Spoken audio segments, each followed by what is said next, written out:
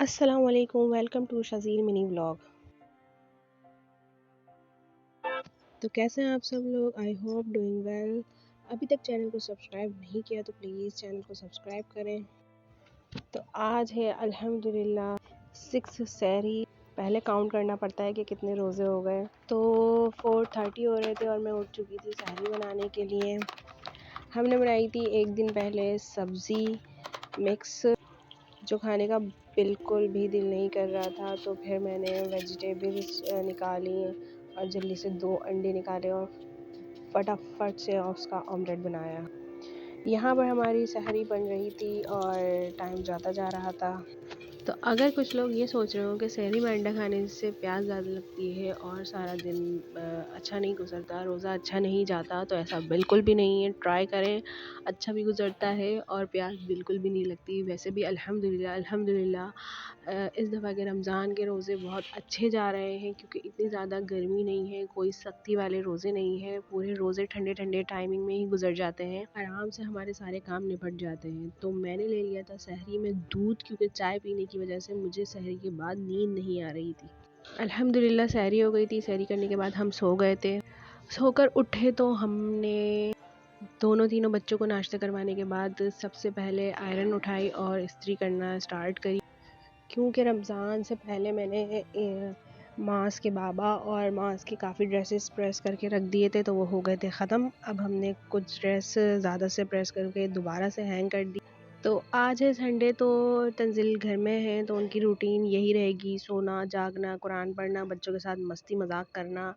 और ख़ास करके छोटे वाले मोविस के साथ वो काफ़ी लगे रहते हैं, हर वक्त बस उसके साथ ही लगे रहते हैं।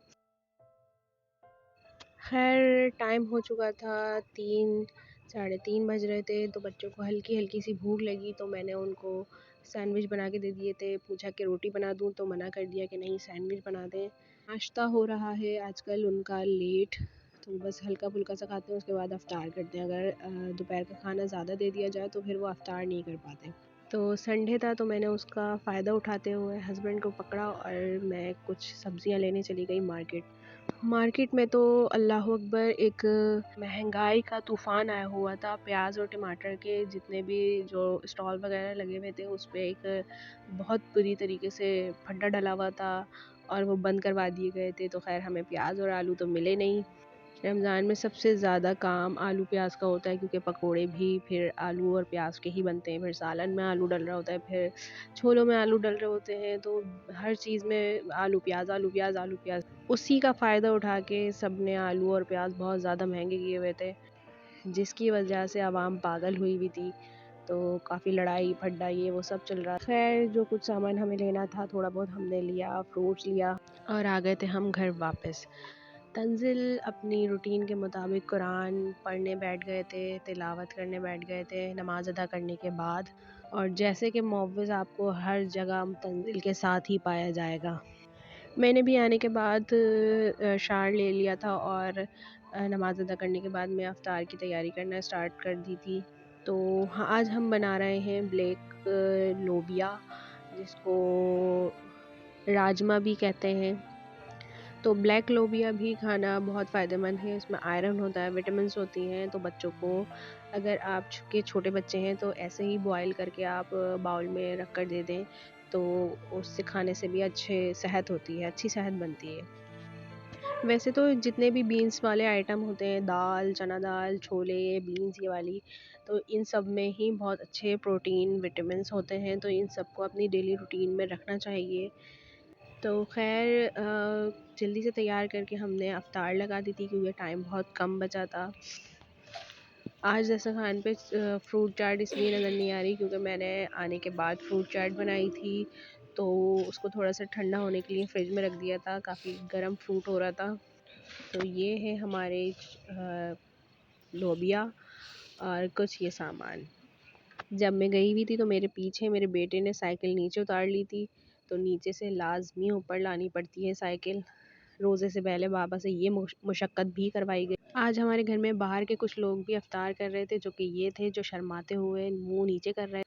Thank you for watching my video. Subscribe करें, शेयर करें, लाइक करें। अल्लाह हाफिज़। खूब ख्याल रखें अपना और दुआओं में खूब खूब खूब याद रखें। अफ्तारी टाइम।